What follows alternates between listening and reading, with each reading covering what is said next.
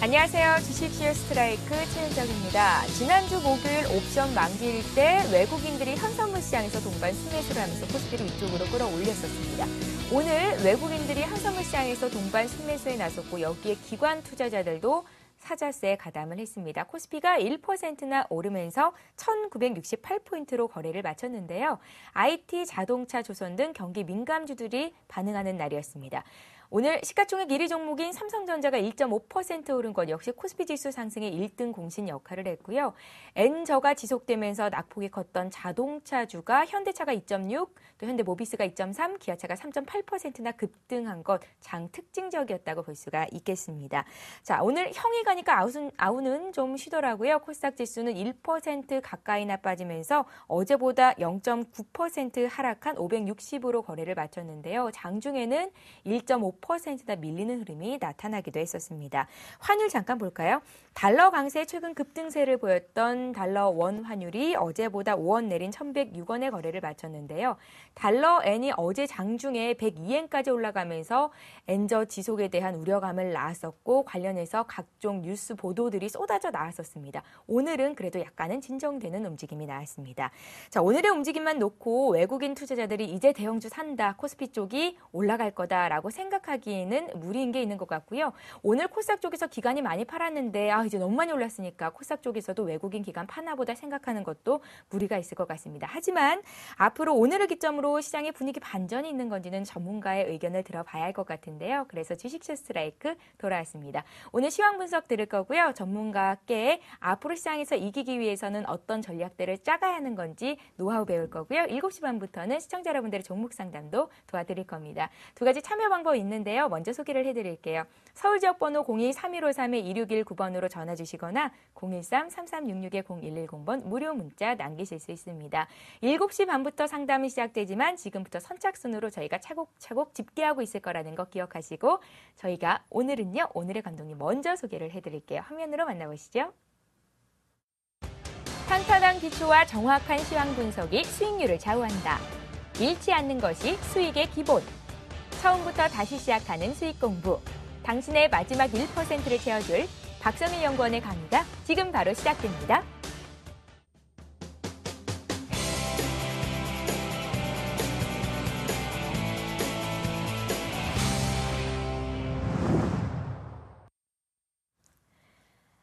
예, 동부증권 목동지점에서 박성일 연구원 오셨습니다. 안녕하세요. 예, 안녕하십니까. 예, 박성일 연구원님.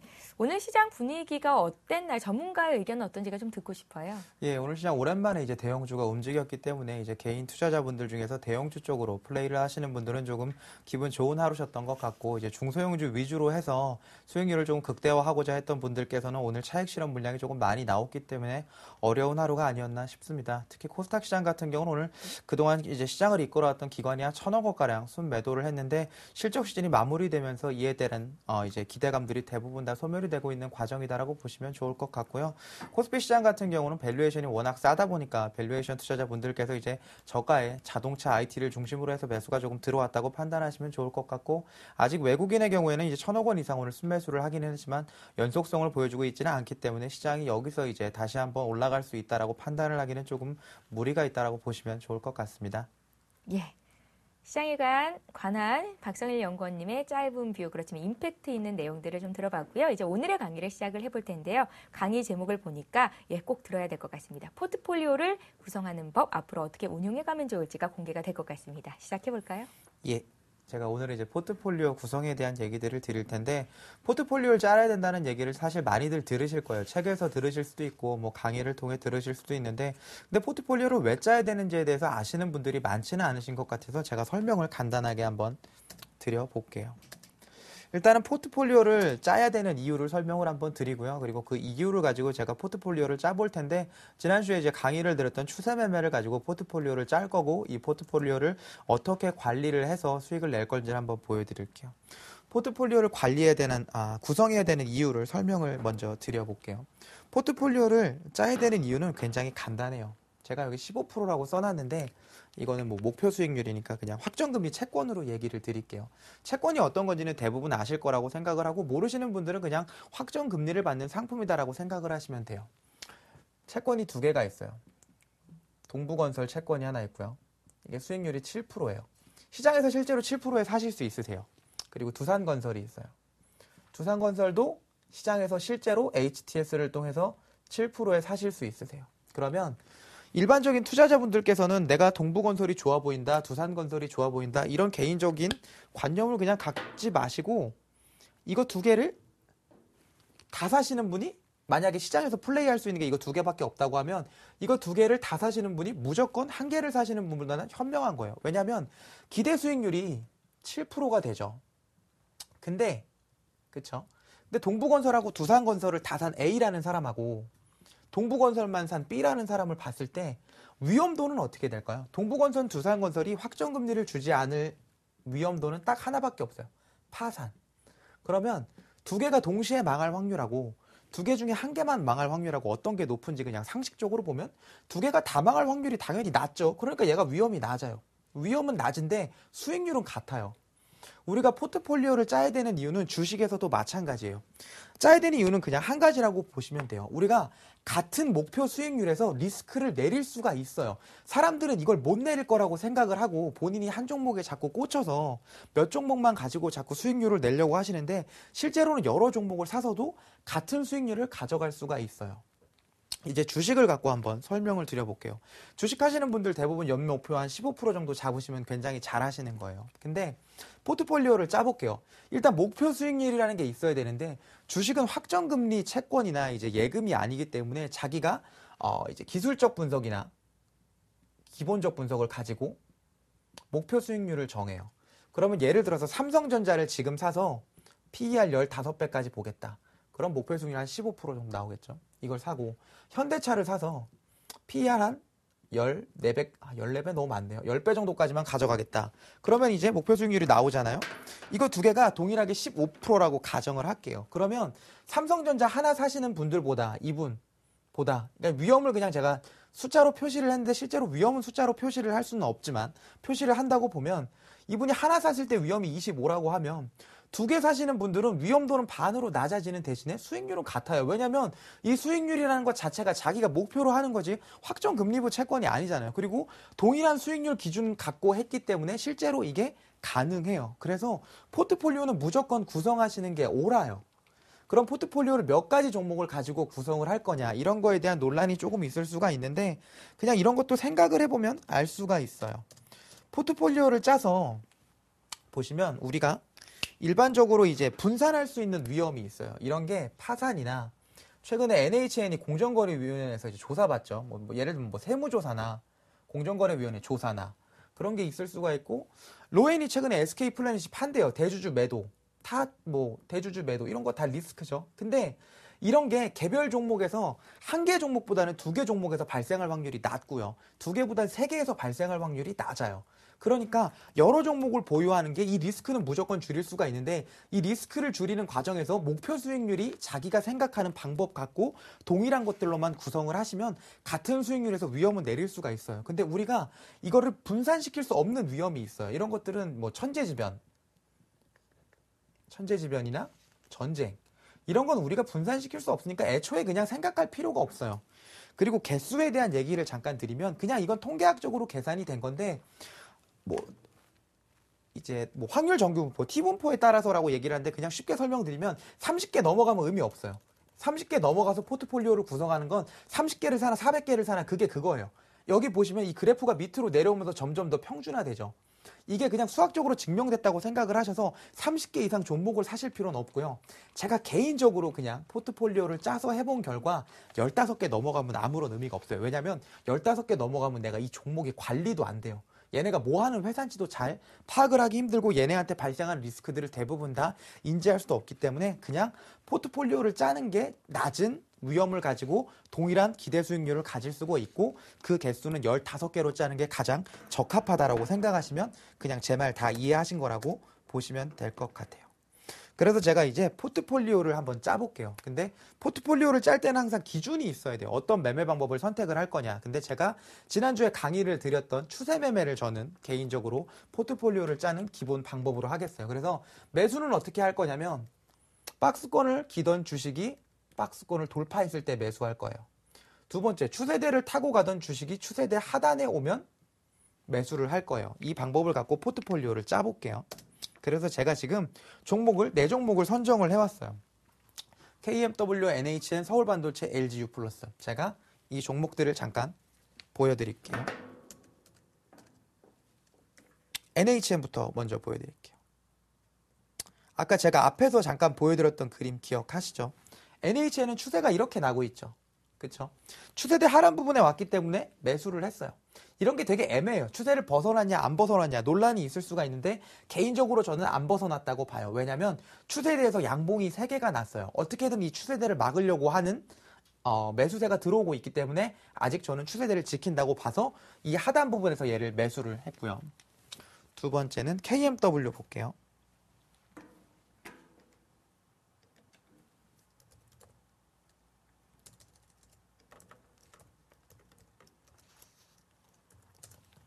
KMW예요. 그동안 아주 좋은 추세, 1차 추세를 냈고요. 추세가 한번 꺾이고 박스권이 나온 이후에 다시 한번 2차 추세를 내고 있는데 오늘 추세대 하단까지 하락을 했어요. 오늘 실적 발표를 했는데 실적이 엄청나게 좋았음에도 불구하고 미리 산 애들이 팔았어요. 여기서도 저 개인적으로는 추세대 하단을 지키고 있다라고 판단을 한 이유는 기관들이 매집했던 18,000원부터 지금 오늘 가격 빠질 때도 한 주도 매도를 하지 않았어요. 그렇기 때문에 저는 아직 이게 추세대를 지킬 거라는 근거로 두 번째 포트폴리오에 편입을 했고요. 세 번째 서울반도체예요. 서울반도체 LED 업황이 좋아지고 있다는 걸 실적으로 증명을 했어요. 1분기가 비수기임에도 불구하고 LED 쪽 조명에서 실적이 굉장히 잘 나왔어요. 그래서 그동안 1차 추세 이후에 오르지 못했던 박스권을 돌파를 하고 여기서 기관이 한 50만 주 정도 들어왔어요. 개인적으로는 이 아이디어로 샀어요. 박스권 이탈하는 주식을 샀고요. 제가 마지막으로 하나 했던 게 LGU+네요. 통신주가 그동안 아무래도 시세가 나지를 않았죠. 근데 LGU+는 쉽게 말하면 그냥 스마트폰 2세대 수혜를 받을 수 있는 주식이다라고만 그냥 간단히 설명을 드리고 얘기를 하면 얘는 1차적으로 추세가 너무 가파르게 났어요. 근데 단기로 보면 여기서 박스권을 형성을 하고 2차 추세를 이어가고 있는데 이 과정에서 오늘 기관이 한 50만 주 매도를 하고 외국인이 한 100만 주 정도 들어왔어요. 그래서 앞으로 여기서 손바꿈이 저는 개인적으로 있을 거라고 봐서 이 세 종목을 다 매수를 하고서 포트폴리오를 구성을 했어요. 이게 포트폴리오를 구성할 때 1차적으로 하셔야 되는 일이에요. 일단 내가 무조건 포트폴리오를 짜야 된다는 걸 알죠. 근데 여기서 15종목을 제가 보여드릴 수는 없으니까 4종목만. 그리고 포트폴리오를 짤 때는 기본적인 아이디어가 있어야 돼요. 제가 이 기본적인 아이디어를 가지고 포트폴리오를 짰는데 이 포트폴리오를 짠 이후에 한 일주일쯤 지났어요. 그러면 사람들이 그냥 나는 좋은 아이디어를 갖고 샀으니까 그냥 이대로 놔두면 되겠지. 절대 그럴 리가 없어요. 절대 그럴 리가 없고 일주일이나 뭐 한 달쯤 자기가 기간을 두고 봤을 때 이 포트폴리오를 변경을 해야 돼요. 이 변경을 하는 게 포트폴리오 관리인데 어떻게 관리를 해야 되냐면 예를 들어서 일주일이 지났는데 KMW가 10%가 올랐어요. NHN이 5%가 빠졌고 서울반도체가 15%가 올랐다고 그리고 이게 마이너스 11%가 났다고 가정을 할게요. 이거 다 오늘 제가 뽑아온 종목이니까 오늘 아이디어를 가지고 뽑은 종목이니까 당연히 일주일 후에 어떻게 될지 알 수 없어요. 그냥 가정을 할게요. 이렇게 되면 일반 투자자분들께서는 어떻게 하냐면요. 오른 KMW랑 서울반도체를 팔아서 빠진 NHN을 사요.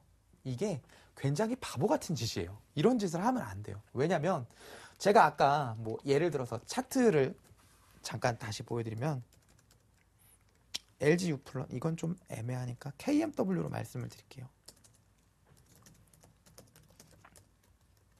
KMW를 샀을 때 아이디어가 뭐라고 말씀드렸죠? 기관이 아직까지 한 주도 안 팔았다. 그리고 추세대를 이탈하지 않았다. 근데 제가 여기서 산 거는 어찌 보면 사람들은 주가가 많이 올라서 샀는데 라고 생각을 했는데 더 갈 것 같으니까 샀다라고 생각했지만 제 생각에는 그냥 이거 저점 매수한 거예요. 제가 추세대 하단 부분에서 매수를 했잖아요. 내 아이디어는 뭐냐면 여기서 추세대 하단을 지키고 얘가 다시 한번 올라갈 거다지 추세대를 벗어나도 추세로 돌아온다고 생각은 하지 않았어요. 그러니까 매수할 때 아이디어가 되게 중요한 거예요. 그래서 얘가 추세를 만약에 이탈을 해버리면 내 생각은 틀린 거예요. 이거 과감하게 팔아야 돼요. 이걸 갖고 갈 필요가 전혀 없는 거예요.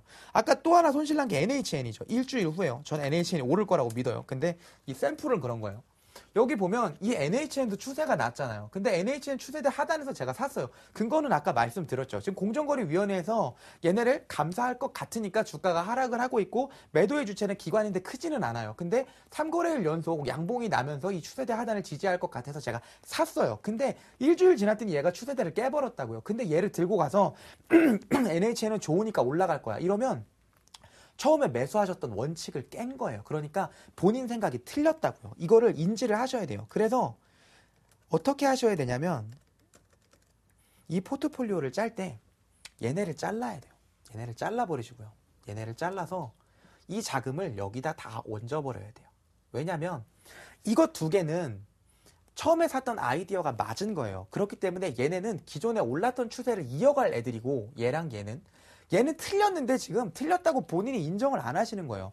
그러니까 15종목 포트를 짜면서 관리를 해줄 때는 어떻게 해줘야 되냐면 자기가 저점이라고 들어가는데 사람들은 물타기를 해요. 물타기 할 때는 여기서 여기까지 빠졌다고 물타기를 하면 안 돼요. 물타기는 빠졌다고 하는 게 아니라 빠질 때 이유가 있어야 돼요. 내가 이걸 여기서 샀는데 다음날 갑자기 무슨 천재지변이 나거나 일본에 지진이 나서 주가가 빠지면 이거는 어찌 보면은 내가 생각했던 아이디어 그리고 받쳐야 됐던 아이디어를 천재지변이라는 게 눌렀기 때문에 하루 이틀 더 볼 수 있어요. 그래서 들어갈 수는 있을지 모르겠지만 어찌됐건 내가 생각했던 아이디어가 훼손이 되면 무조건 나오셔야 돼요. 그래서 15종목 관리를 할 때 포트가 나중에 어떻게 돼야 되냐면요.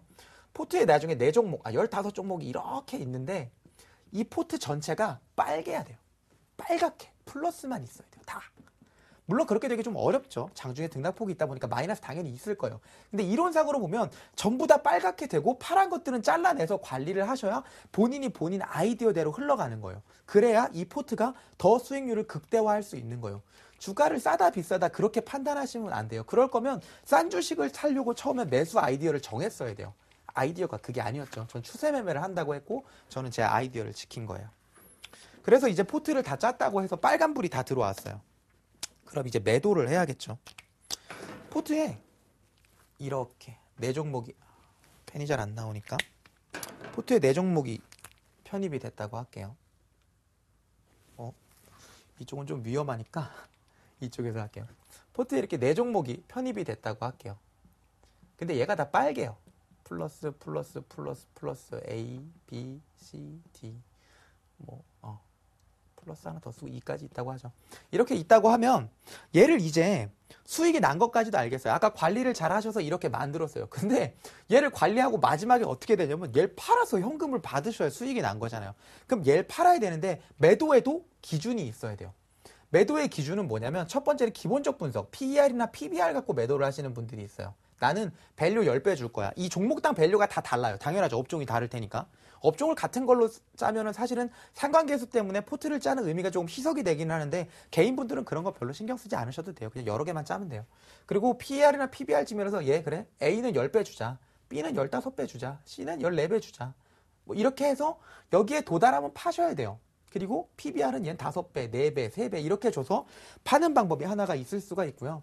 두 번째는 가장 일맥상통한 건 뭐냐면 제 아이디어랑 저는 이렇게 추세가 나는 애들을 산 거잖아요. 그러면 일반적으로는 추세대 상단 부분에서 파는 게 맞아요. 근데 추세 다 밑에서 사서 추세대 상단 부분에서 요만큼 먹었더니 5%밖에 안 나온다고 하면 이게 조금 애매할 수가 있다고요. 그러니까 추세대 여기쯤에서 샀는데 나는 추세의 2번째 고점 정도에서 팔겠다. 이러면 한 10% 정도가 나죠. 이렇게 그냥 목표를 잡고 가시고 손절은 어디예요? 손절은 여기예요. 왜냐면 자기는 추세가 지금 2번을 갈 거라고 생각을 한 거잖아요. 본인은. 근데 시장은 한 번밖에 안 갈 수도 있어요. 여기서 빠질 수도 있다고요. 그러면 손절은 여긴 거예요. 그쵸? 손절은 여기로 잡고 내 타겟은 여기로. 밸류도 마찬가지예요. 내가 여기서 산 거는 다 이렇게 생긴 걸 샀잖아요. 지금 추세 매매를 했으니까. 여기서 샀는데 여기가 밸류 10배예요. 밸류 10배인데 내가 생각할 때 얘가 밸류 7배 밑으로 갔을 때는 펀더멘탈의 이상이 생긴 거다. 7배, PER 7배 정도라고 하면. 그러면 PER 7배가 손절 라인이 되는 거예요. 이것들을 항상 인지를 하고 매매를 하셔야 돼요. 그래서 포트폴리오를 짜고 결국에는 매도까지 해서 수익을 가져가셔야 돼요. 이게 다 그거에 대한 얘기를 한 거예요. 그리고 마지막으로 이제 수급 갖고 하시는 분들이 있어요. 제가 아까도 잠깐 수급 얘기를 드렸는데 이렇게 올라왔어요. 근데 한 이쯤부터 기관 애들이 들어왔다고 할게요. 근데 여기가 왔는데도 기관이 매도를 안 해요. 그래서 나는 이 상황에서 샀어요. 그러면 어디까지 가져갈 거냐? 기관이 파는 그날까지 가져가겠다고 생각을 하는 거예요. 그래서 기관 동향만 계속 파악을 해요. 기관 A, B, C, D 몇 주 갖고 있는지 다 체크하셔야 돼요. 다 체크해서 주포가 누군지 파악을 하고 이 주포 중에서 가장 먼저 파는 애 팔면 팔겠다. 두 번째 파는 애 팔면 팔겠다. 아이디어는 사람마다 다 다른 거고 답이 없는 시장에서 활동을 하고 있기 때문에 누가 맞다 틀리다가 항상 아니에요. 자기한테 맞는 방법을 하는 게 가장 중요하고 그 맞는 방법을 포트폴리오에 적용해 보시는 게 가장 중요하다라고 제가 말씀을 드릴게요. 그래서 포트폴리오 매도를 통해서 이제 수익률을 관리를 하시면 되고요. 이제 포트폴리오를 지속적으로 관리를 하다 보면 이제 현금이라는 게 일반적으로 생겨요. 현금이 생기시면 이 포트폴리오에서 현금 비중을 얼마나 가져가야 되느냐에 대한 사람들이 고민이 많으신데 저는 개인적으로 개인 투자자분들 현금 못 들고 가세요. 이거는 대부분의 투자자분들이 다 그러시지만 이 현금 못 들고 가세요. 현금 들고 가실 거면 이건 그냥 포트폴리오의 간단한 팁인데 아까 제가 업종이 다른 것들로 좀 구성을 하시라고 했잖아요. 이거를 현금이 필요한 애들을 배당주를 들고 가세요. 배당주를 들고 가버리면 어차피 주식은 사고 싶으시죠. 사람은 다 똑같아요. 내가 1억이 있는데 그럼 나는 5천만 원만 매매하고 5천은 항상 현금으로 보유하면서 리스크 관리를 할 거야. 엄청난 고수예요. 이런 사람 있어요. 고수예요. 근데 우리는 아직 고수가 아니잖아. 이거 못해요. 이런 거 못하니까 100% 다 사세요. 100% 다 사는데 포트폴리오를 짤 때 IT, 화학, 철강, 미디어 이런 식으로 다변화해서 짜시고요. 현금 들고 가고 싶은데 자기가 못할 것 같으면 배당주 사세요. 많이 먹고 싶다고 하면 추세 이렇게 일직선으로 나는 거 중에서 테마주 사세요. 사면 되는데 비중은 항상 기본적으로 제가 15종목을 사야 된다고 했으니까 뭐 한 7% 정도 내외로 가져가야겠죠. 근데 이게 처음에 구성이 7%인 거예요. 왜냐면 7%씩 만약에 15개를 샀다고 할게요. 그러면 이 중에서 마이너스 난해, 플러스 난해가 발생을 한다고요. 그럼 걔를 손절해서 일로 밀어준다고 했죠. 그래서 결국 내가 아이디어를 갖고 그래 한 2주 동안 포트폴리오를 완성해 보겠다고 하면 처음에 15개로 시작해서 내가 갖고 있는 포트폴리오가 8개만 되면 굉장히 훌륭하신 분이에요. 이분은 진짜 촉이 좀 있는 거예요. 8개만 된다고 하면. 근데 어찌됐건 이렇게 해서 관리를 하고 그 8개를 끌고 나가면서 목표 주가에 도달을 하면 그 종목을 매도를 해서 다시 7%씩 쪼개서 매수를 하세요. 그렇게 해서 2개를 사서 또 2개씩 늘어나겠죠? 원래 한 14%씩 있던 것들이니까 이렇게 2개씩 늘어나면 얘네끼리 비교를 해서 또 압축을 해서 좁혀서 계속해서 끌고 가시면 돼요. 포트폴리오를 관리하는 건 개인분들은 이 정도만 하시면 되고 뭐 기관이나 외국인도 이 이론을 크게 벗어나지 않는다고 보시면 될 것 같아요. 시간이 조금 남아서 제가 이제 포트폴리오 짤 때 개인적으로 이제 추세 매매할 때 괜찮은 종목들 한 번씩 알려드릴게요. 오늘 나온 것 중에서 잠깐 볼게요. 현대기아차 올라가죠. 현대기아차 올라가고 있어요.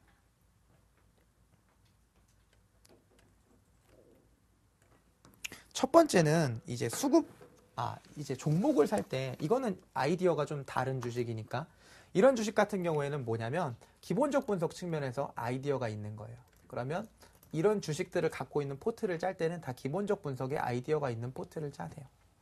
포트 짜볼게요. 현대차, 얘 싸요. PR 7배나 나올까요? PR 7배도 안 나올 것 같아요. 자동차 부품 대부분 싸요. 글로벌 11배 정도 받아요. 11배 정도나 받는데 우리나라 7배밖에 안 받아요. 두 번째, 수급이 여기서 계속 들어와줘요. 저점 지키고 있죠. 그리고 첫 번째 저점보다 두 번째 저점을 높였어요. 그렇기 때문에 시장에 싸다는 인식이 어느 정도 들어왔어요. 근데 저항이 여기 이만큼 있죠. 이 저항을 뚫기가 쉽지가 않아요. 21만 원 정도 되겠죠. 이 저항을 뚫기가 쉽지를 않아서 타겟은 여기에요. 타겟은 21만 원. 그리고 손절은 당연히 여기죠. 17만 6천 원. 이거 되게 쉽잖아요. 그쵸? 17만 6, 이건 수급이 굉장히 중요하다고 판단을 하고 있는 거예요. 밸류하고. 여기서 기관애들이 지켜줬고, 여기서도 지켜줬으니까 손절은 여기. 목표 타겟 여기 해서 현대차 편입. 쉽죠? 현대차 하나 편입했고요. 그 다음에 그냥 밸류로 포트 짜는 거 보여드리는 거예요. 싼 주식 뭐가 있을까요? 삼성전자 넣죠. 대형주로 가고 있으니까. 삼성전자도 한 8배 정도 나오죠. 삼성전자 이쪽을 보면 삼성전자 한 8배. 그쵸? 애플은 20배씩 주면서 삼성전자는 8배밖에 안 주죠. 시장이 그래요. 그리고 2분기 실적 발표 때까지 실적도 엄청 좋을 거고 여기 잘 보시면 여기가 기관이 지켜주고 있는 자리예요. 손절 되게 쉽죠? 145만 원. 145만 원 손절. 직전 고점 여기인데 여기까지는 못 가요. 그냥 짧게 한 이 정도 보시면 될 것 같아요. 왜냐하면 이렇게 오버슈팅했던 구간들을 다 먹으려고 하면 목표 주가가 너무 높아서 안 들어올 경우가 있어요. 그래서 여기 타겟으로 그럼 PR 몇 배일까요? PR 9배 반 정도 될까요? PR 9배 반 정도 목표로 해서 삼성전자 편입. 여기다 적으셔야 돼요. 매수 이유, 매도 이유. 항상 일지를 쓰실 때 매도 이유도 적으셔야 돼요. 매도 라인을 정하시고 매도하게 된다면 매도 이유도 정하셔야 돼요. 그래서 삼성전자 하나 사고요.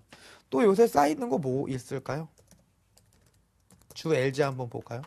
주 LG. LG가 스마트폰을 요새 그렇게 팔아요.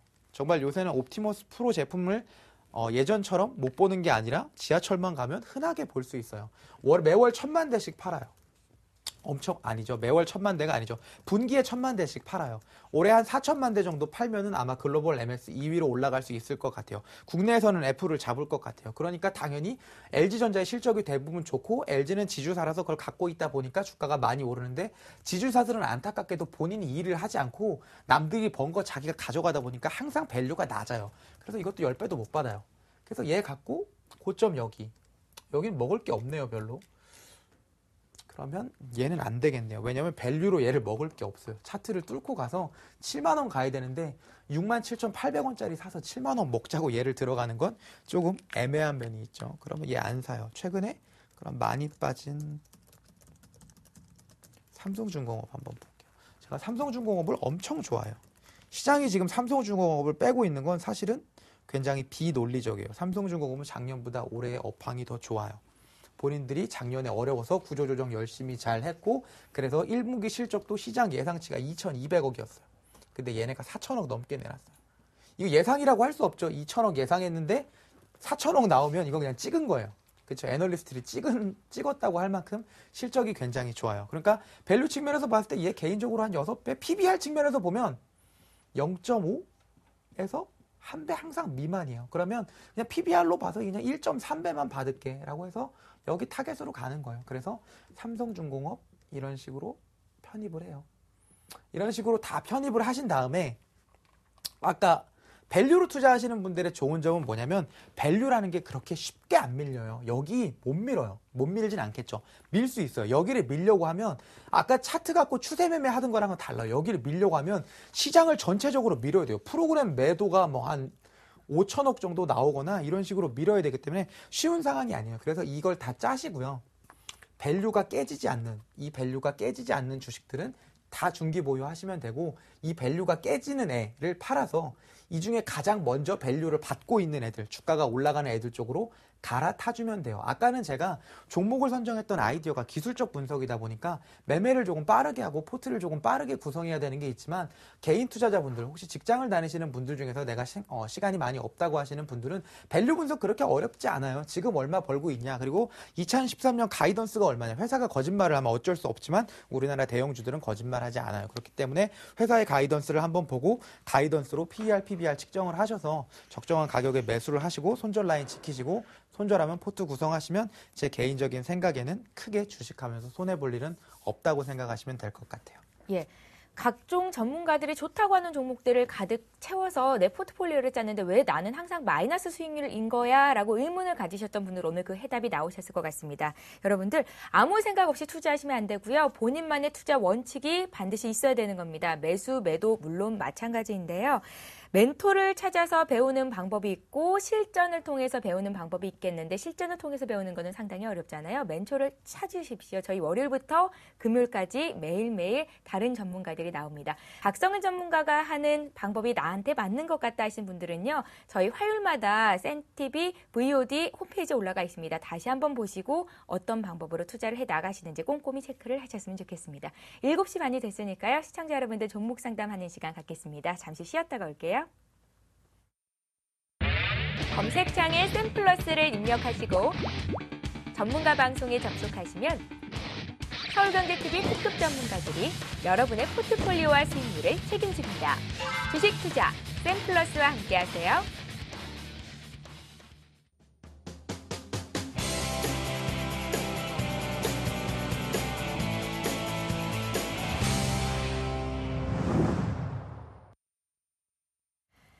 예, 시청자 여러분들 종목 상담해 드리는 시간이 왔습니다. 다시 한번 참여 방법 알려드릴게요. 서울 지역번호 02-3153-2619번 전화 열려 있고요. 013-3366-0110번 문자도 열어두고 있겠습니다. 자, 오늘도 많은 분들께서 참여를 하고 계시니만큼 빨리 연결을 해보겠습니다. 첫 번째 시청자 만나볼게요.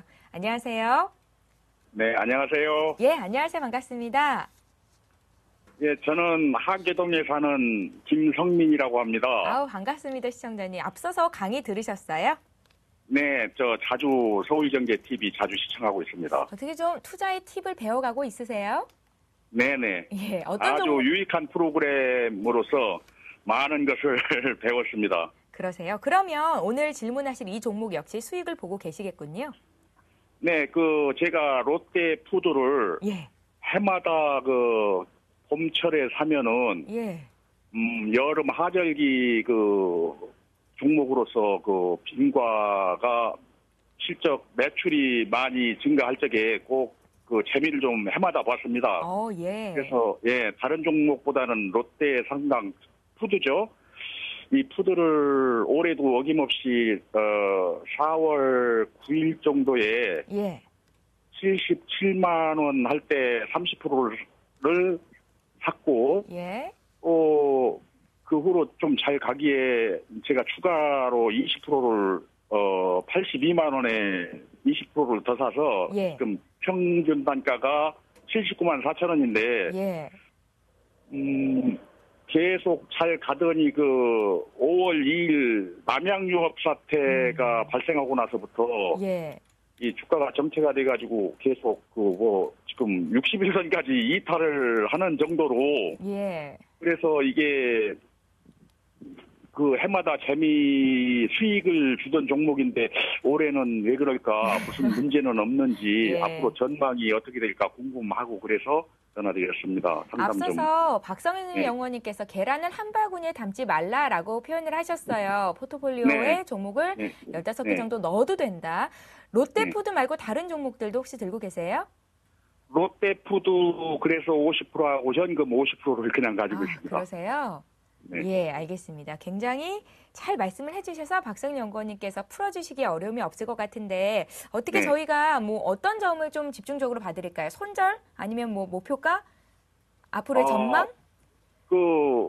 88만 원까지가 최고가 신고가를 짚었는데요. 예, 거기에서 88만 원 갈 때 좀 매도를 그쯤에서 욕심을 덜 부리고 매도를 했더라면 좋았을 텐데 네. 그거를 일시적으로 좀 조정하겠거니 생각을 하고서 그걸 놔뒀던 것이 21선 무너지고 이제는 많이 좀 빠지기에 가겠지 했는데 이제 60일까지 이탈했습니다. 그래서 앞으로 전망이 이게 해마다 한 5년 이상 보면 45도 각도로 우상향 계속 등락은 있지만은 그렇게 예. 45도 각도로 우상향으로 가기에 올해도 갈 것이다. 제 개인적인 소견으로 판단을 했는데 예. 그게 적중을 잘못한 건지 판단을 오류한 건지 전문가님께 그런 점이 좀 궁금하고. 예, 알겠습니다. 그래서, 시청자님, 네. 여기까지 들었으면 저희가 충분히 이제 해답을 드릴 수 있을 것 같거든요.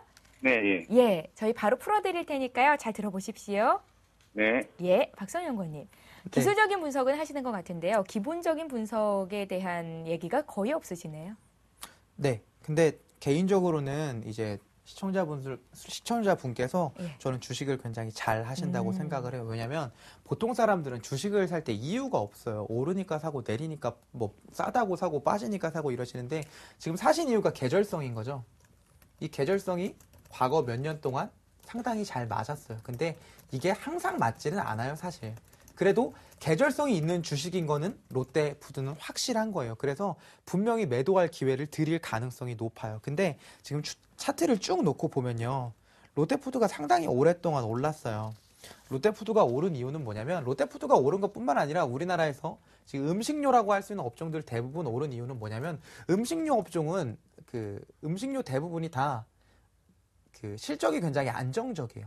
당연하죠. 국내 내수 시장을 기본으로 하고 있고 최근에 이제 중국 시장에 조금 넘어가고 있기 때문에 실적 자체가 굉장히 안정적이고 빙과류나 뉴지루 같은 경우에는 크게 변동이 있을 만한 일이 아니죠. 과자 먹던 사람 먹고 여름 되면 아이스크림 먹던 사람 먹죠. 그렇기 때문에 여러 가지 스토리를 가지고 그동안 밸류를 굉장히 많이 줬어요. 근데 최근에 이제 남양유업 사태 이후로 음식료 쪽에 대한 의구심이 아무래도 투자자분들 특히 기관을 중심으로 해서 좀 있었던 것 같아요. 지금 보면 이 고점을 중심으로 해서 기관 매도가 굉장히 많아요. 근데 여기까지 끌고 오면서 외국인도 많이 샀고 기관도 많이 샀을 텐데 그럼에도 불구하고 일단은 더 이상 기관이 살 의지가 없다는 건 조금 느껴지고 있어요. 지금 수급 강도를 보면 아실 수가 있어요.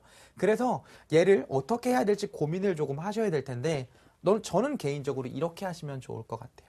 추세 매매 얘기 다시 할게요. 박스권 이렇게 있었는데 여기 뚫고 올라왔어요. 뚫고 올라오니까 당연히 탄력도가 붙어서 장대 양봉이 났고 이런 방향으로 추세가 났어요. 근데 이 추세가 훼손될 때 보면 장대 음봉이 있죠. 거래량도 최근에 많이 늘었어요. 여기서 매집했던 분들이 사실은 이 가격에서 롯데푸드를 갖고 100만 원 먹으려고는 못했던 것 같아요. 왜냐하면 밸류를 줬을 때 여기까지 보면 한 14배 정도 줬을까요? 13배, 14배 정도 줬을 것 같은데 밸류 플레이 하신 것 같아요. 밸류 플레이 해서 기관은 여기서 매도 때린 거고 그때 당시에 이제 기사화되는 얘기들도 있었으니까 음식료 팔만한 근거도 본인들은 충분했겠죠. 그래서 팔았는데 한 이쯤까지 밀리면 문제가 생기는 게 뭐냐면 추세를 뚫고 왔던 주포들이 있단 말이에요. 여기를 뚫으려면 여기서 매집했던 물량들 대부분 자기가 받아갖고 거래 터트려서 뚫었어야 되는데 이분들이 손실을 보게 될 거예요. 이분들 중에서 이제 중장기 투자하시는 분도 있고 단기 투자하는 사람도 있는데 단기 투자는 여기서 대부분 빠져나갈 테고 중장기 투자하시는 분들이 이 점 지켜준다고 하면 제 개인적으로는 74만 원 정도가 되겠네요. 이 가격대 지켜준다고 하면 여기서 다시 한번 추세가 조금 길게 나는 형태로 이렇게 갈 수 있을 것 같아요. 근데 이 선 깬다고 하면 이 박스권 하단 부분에서 막을 건데 박스권 하단 부분까지 견디시기가 힘드니까 본인의 아이디어, 계절성이 항상 맞다는 게 틀렸다고 그냥 생각을 하시고 74만 원 이탈했을 때는 매도하시고 74만 원에서 기관 수급 들어오면서 지켜주시면 한번 여름까지 가져가 보세요. 여름에 실적 개선되는 건 확실한 일이니까 가져갈 부분 하다고 생각이 돼요. 예, 좋습니다. 첫 번째 전화 연결된 종목이었죠. 롯데푸드 풀어드렸습니다. 원칙이 없는 다른 투자자들에 비해서 굉장히 매매를 잘하고 계시다. 칭찬도 해주셨네요. 좋습니다. 이번에는요. 전화를 통해서 들어온 종목 중에서 또 하나 볼 텐데요. 루멘스입니다. 앞서서 서울반도체 얘기도 했었는데 LED주가 최근 들어서 굉장히 흐름이 좋습니다. 사신 가격이요. 9,600원이시고 비중이 이분도 역시 50%시네요. 네. 비중 많이들 실으셨는데 사실은 포트 짜서 얘가 좋을 것 같으니까 안 좋은 것들 손절해서 얘로 실었으면은 더 좋으셨을 것 같은데 자세한 내용은 모르니까 뭐 기술적 분석 먼저 할게요. 추세 이렇게 나고 있죠. 이전마다 보면 기관 애들이 매수 열심히 들어와요. 10,000원 쪽은 그동안 열심히 팔았는데 오늘 굉장히 긍정적인 건 뭐냐면 시장이 어려웠어요. 코스닥 시장이 어려웠는데 아래꼬리 길게 달면서 기관이 40만 주 매수해서 지금 9,900원까지 만들어 놨어요. 위로 올라갈 만한 기술적 여건은 만들어 놨어요. 그리고 기본적 분석 측면에서 보면 LED가 어떻게 흘러가려면 그냥 LED 원재료 만드는 애들이 있겠죠. 이 원재료가 있고 그냥 대부분 산업 이래요. 가공할 거고 가공한 것 같고 완제품 만들 거예요. 여기 있는 애들이 사파이어 테크예요. 그냥 LED 하신다고 하니까 말씀드릴게요. 사파이어 테크예요. 뭐 여기 서울 반도체를 비롯해서 뭐 여러 개 오디텍이나 뭐 이런 애들 들어가고 완제품 만들어서 루멘스 같은 애들이 이제 TV 엄밀히 말하면 완제품이라고 하긴 그런데 여기서 그냥 TV 같은 거 판 만들어서 패널 같은 거 만들어서 삼성전자에 넘기면 삼성전자가 월마트 갖다 팔아요. 뭐 그런 이런 구조로 가는데 문제는 뭐냐면 LED가 불황이었죠. LED가 과거 2년 동안 불황이어서 사파이어 테크에서 만들고 있는 웨이퍼 아니죠. 그 인곳이 그냥 원재료라고 할게요. 사파이어 테크에서 만들고 있는 LED 원재료가 가격이 엄청나게 내려갔어요. 왜냐하면 전방 산업이 불황인데 얘네는 엄청나게 많이 만들어 놓다 보니까 재고가 많이 쌓였어요. 이 재고를 다 처분을 해야겠는데 재고 처분하려면 어떻게 해야 돼요? 덤핑해야 되죠. 싸게 가공하는 업체한테 넘겼어요. 가공하는 업체는 완제품하는 업체한테 또 싸게 넘겼는데 재밌는 건 뭐냐면 삼성전자는 TV를 잘 팔아요. 그러니까 얘네는 원재료는 싼데 루멘스가 패널 만들면 삼성전자가 다 가져갔어요. 그래서 LED 업체를 찍어보면 루멘스가 작년 한 해가 최대 실적이에요. 재밌죠? LED는 추세가 안 났는데 루멘스는 최대 실적이에요. 근데 앞으로 어떻게 될 것 같냐면 향후 한 6개월에서 1년 정도는 이 재고 다 처분해야 돼요. 근데 삼성전자는 여전히 TV 잘 팔아요. OLED TV 판다고 하반기에 얘기까지 나오고 있잖아요. 그러니까 루멘스 안 될 이유가 하나도 없어요. 내용도 돼요. 추세도 돼요. 기관 수급도 들어왔어요. 이 지점에서 팔아야 될 이유가 하나도 없어요. 그럼 우리가 이제 목표 주가를 선정을 해야겠죠. 목표 주가를 선정하려고 봤더니 과거의 직전 고점이 없어요. 그럼 과거의 고점을 좀 찾아봐야겠죠. 과거의 고점 찾아봤더니 추세가 지금보다 약간 더 가파른 각도로 나서 16,000원까지 갔어요. 그쵸? 그러면 1차적으로 봤을 때는 여기 10,000원, 1,500원, 1,600원 여기 정도를 주봉상에서 과거 데이터를 보고 하는 거니까 이 정도에서 뚫는다고 보면 되고 여기서 기관 수급 주의해서 보셔야 될 것 같고 이 추세대로 그냥 이어가서 쭉 가서 그래 여기까지 간다고 하면 제 개인적인 생각에는 14,000원에서 16,000원 사이까지 보실 수가 있는데 얘 수급 주체가 기관이에요. 그거라는 걸 명심하시고 기관 애들 보유 물량 확실하게 체크를 하셔서 가져가 보시면 좋을 것 같고 업황이 상당히 좋은데 얘 업황이 나빠지는 건 LED가 너무 잘 팔려서요. 사파이어 테크놀로지에서 갖고 있던 재고 그 LED 인고 가격을 올리기 시작하면 원재료 가격이 올라가요. 근데 삼성전자가 TV를 파는 속도랑 원재료 가격이 올라가는 속도를 비교해 봤을 때 원재료 가격이 제 생각에는 더 빨리 올라갈 것 같아요. 왜냐하면 작년하고 올해 너무나 싸게 재고를 처분하고 있어요. 그래서 개인적인 판단에는 원재료 가격 올라오면 빨리 팔아야 돼요. 지금 사파이어 테크가 루멘스랑 같이 움직이죠. 제 개인적인 판단에는 잘 그렇게 맞는 현상은 아닌데 업종이 같아서 오르는 것 같아요. 현재는 루멘스가 좋은데 3, 4개월 후에는 조심하셔야 돼요. 여기까지 보시면 될 것 같아요. 예. 루멘스는 기관이 올리고 있는 종목 중에 하나입니다. 기관의 수급 상황을 살피시면서 투자를 해보신다면 큰 수익률을 올릴 수 있겠다 생각이 드네요. 자, 이번에는요. ELK 봐드릴게요. 이 종목 역시 전화를 통해서 문의가 들어왔었는데 휴대전화 뒷번호 7256님께서 주셨고요. 17,800원에 50% 이분도 역시 50% 비중 많으십니다. 장기 보유가 가능한지를 여쭤보셨는데요. 실적 발표 난 이후로 어제 오늘 주가가 굉장히 많이 내렸거든요. 터치 패널 업체들에 대한 개인적인 판단을 말씀을 드릴게요. 일단은 ELK를 매매를 하려고 하면 얘는 추세가 안 나니까 박스권 매매를 해야 될 거예요. 그래서 이 정도 박스권 보시면 되죠. 10,000원 깨지면 팔아야 돼요. 근데 안타깝게도 여기서부터 여기까지 기관 애들이 주구장창 팔았는데 개인 차관에는 더 팔 것 같아요. LED 패널을 보는 아이디어는 사람마다 다 다른데 저는 그런 거라고 생각을 해요. ELK가 그동안 패널을 터치스크린 패널, 그러니까 누르면 되는 패널 만든다고 그냥 쉽게 생각하시면 돼요. 방식이 되게 많아요. 정전련도 있고 여러 개가 있는데 그런 거 아실 필요 없고 방식이 여러 개가 있는데 얘가 들려고 하면 첫 번째는 TV가 팔리거나 태블릿 PC가 팔리거나 그래서 뭐 한 30인치, 한 50인치 이거 팔리거나 아니면 7인치에서 한 10인치 이거 팔리거나 휴대폰이 팔리거나 그렇죠.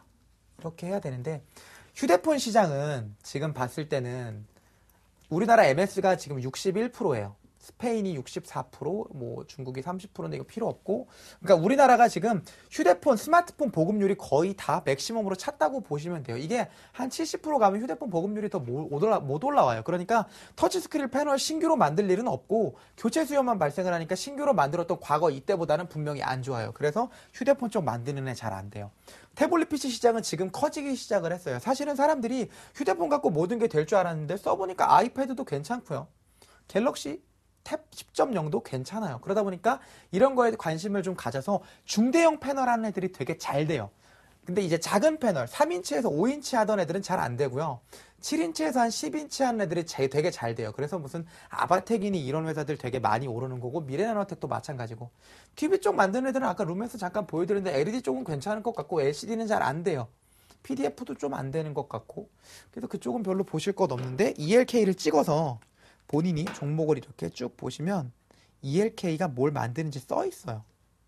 저는 항상 이 재무제표 안에서 모든 거를 해결을 해드리고 싶어요. 사실은 그 이외에 뭐 회사 탐방 가고 이러는 것들에 대해서 보면 여기 보면 휴대폰 부품 전문 업체라고 써 있어요. 보이시죠?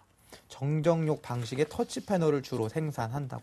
근데 제가 아까 말씀드렸죠. 휴대폰은 MS가 많이 차서 잘 안 될 것 같아요. 그러니까 얘를 갖고 수익을 보시려고 하는 건 사실은 조금 어려운 일이에요. 17,800원에 샀다고 하면 단기 고점에서 사신 건데 얘 갖고 벗어나는 거 쉽지 않으실 것 같고 지금 추세도 보면 역추세가 났어요. 이런 형태로 역추세가 났는데 역추세 하단 부분에 걸렸잖아요. 여기서 매도 나올 것 같으면 제가 볼 땐 과감하게 파세요. 패널 쪽은 작은 거 만드는 애들은 안 돼요. 중대형 패널 만드는 애들 중에서 추세 나는 애 사시는 게 나을 것 같아요.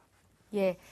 이번에 하나 더 볼게요. 이번에 볼 종목은 어떤 종목을 할까요? 우성 INC를 보겠습니다. 우성 INC가요, 오늘 13%나 급락이 나왔는데 대규모 유상증자 소식이 있었어요. 주식이 풀린 물량의 85%나 더 지금 판다는 얘기인데 이 종목 지금 풀겠습니다. 1,300원에 50%, 오늘 50% 사신 분들 왜 이렇게 많으세요? 네, 예. 50%씩 주식을 사시는 분들이 많네요. 사실 우성 INC 같은 경우는 잘 사셨어요. 보면 박스권을 뚫고 추세가 나기 시작을 했잖아요. 아마 업황이 상당히 좋았을 거예요. 제가 잘 모르는 회사라서 그냥 기술적 분석만 해드리는데 채널이 이렇게 있잖아요. 근데 이게 보시면 추세대 하단 부분에서 유증한다 그러니까 매수세가 강하게 들어와서 지금 버텨줬어요. 수급 주체를 조금 볼까요? 수급 주체가 기관이면 좋겠어요. 사실은 지금 현재 외국인 매도 쪽으로 많이 방향을 잡아가다 보니까 기관이네요. 보시면 여기 기관에서 10만 주 들어왔죠. 유증한다 그랬는데 기관에서 10만 주 들어와서 추세대 하단을 막았어요. 이거 되게 고마운 신호예요. 내일 여기서 이 기관 애들 털고 나지 않으면 제 개인적인 생각에는 추세대 안으로 복귀할 가능성이 굉장히 높아요. 지금 매수하신 가격대가 얼마죠? 13,000원? 13,000원, 1,300원이시겠네요. 1,300원 정도에서 매수했다고 하면 저랑 거의 매매 방법이 비슷하시네요. 지금 박스권 뚫을 때 사셨어요. 박스권 뚫을 때 사고 추세 가져가고 있는데 추세대 하단 부분 지지해줬으니까 아직까지는 가져가 볼만 하다라고 말씀드릴 수 있을 것 같고, 유증하게 되면요, 보통은 유상증자 물량이 나오게 되면 사실은 시장에 유통 주식이 많아지다 보니까 주가가 하락할 가능성이 높아요. 그래서 제 개인적인 생각에는 유증했으니까 1차로 유증 가격을 정할 거란 말이죠. 그때까지는 회사가 하든 개인이 하든 주가 관리를 조금 해줄 거예요. 주가가 너무 빠져버리면 주가가 빠진 거 곱하기 주식수가 일정하기 때문에 유증 납입 금액이 작게 들어올 거예요. 그러니까 지금은 가져가셔도 되고 추세대 상단 부분인 1,900원에서 2,000원 사이에서는 일단 털고 나오세요. 사실은 유증에서 그 돈 갖고 뭐 하느냐가 중요하기는 한데 개인적으로 개인 투자자분들께서는 좋은 주식 많은데 유증하는 주식 오래 들고 가실 필요는 없을 것 같아요. 네, 오늘의 하락을 너무 크게 확대 해석하실 필요는 없겠다 생각이 듭니다. 한 종목 더 봅니다. TJ 미디어 문자를 통해서 왔고요. 3,560원에 20% 진단 꼭 해주십시오. 좀 짧게 보겠습니다. 네, TJ 미디어는 사실 개인적으로 상당히 좋은 주식이라고 생각을 해요. 얘네가 하고 있는 건 노래방 기기가 주력이다라고 과거에는 많이 생각을 했었는데 배당을 워낙 많이 줬어요. 그래서 금리가 계속 내려가다 보니까 배당주에 대한 메리트가 많이 높아졌고, 그래서 배당주들 대부분 다 뭐 두산, 우선주를 비롯해서 다 시세가 났는데 지금 현재는 너무 실적 대비해서 고밸류를 받고 있다 보니까 박스권에 들어왔다고 보시면 돼요. 그래도 박스권 하단 부분을 지켜주고 있죠. 그렇기 때문에 지금 가격에서 박스권 중단이니까 매도하실 필요는 없다라고 보시면 될 것 같고요. 추세라는 건 사실은 한번 나기 시작하면 이 추세가 다시 날 때까지 시간이 굉장히 오래 걸려요. TJ 미디어가 올라가려고 한다면 여기를 뚫고 가야 되는데 여기를 뚫고 갈 만한 재료가 사실 지금은 없다고 봐요. 금리를 더 내릴 것 같지도 않고 얘네가 베트남을 비롯한 동남아시아에 진출한 것들이 실적이 나올 것 같지 않으니까 개인적인 판단에는 그냥 이 21선, 60일선이네요. 60일선 중단 부분 정도 이탈하지 않는다고만 하면 이 가격대에서 그냥 매도하시고 크게 먹을 자리는 없는 것 같아요. 근데 크게 빠지지도 않을 주식이다라고 보시면 될 것 같아요. 예. 주식쇼 스트라이크 벌써 마칠 시간이 됐습니다. 오늘 이 시간은요, 동부증권 목동지점의 박성일 연구원과 함께했습니다. 잘 들었습니다. 네, 감사합니다. 예. 부산, 해운대 등 전국의 주요 해수욕장이 예년보다 일찍 개장을 한다고 합니다. 이달 중순부터 6월 1일까지 개장하는 곳들이 속속 있다고 하는데요. 그만큼 날씨가 좀 더워지고 있다라고 판단하시면 될 것 같습니다. 많은 증시 전문가들이 국내 주식시장 상저하고를 예상했었는데요. 이쯤에서 저는 끝내고 하고고고 쪽으로 빨리 가졌으면 좋겠습니다. 내일 이 시간에 다시 뵐게요. 고맙습니다.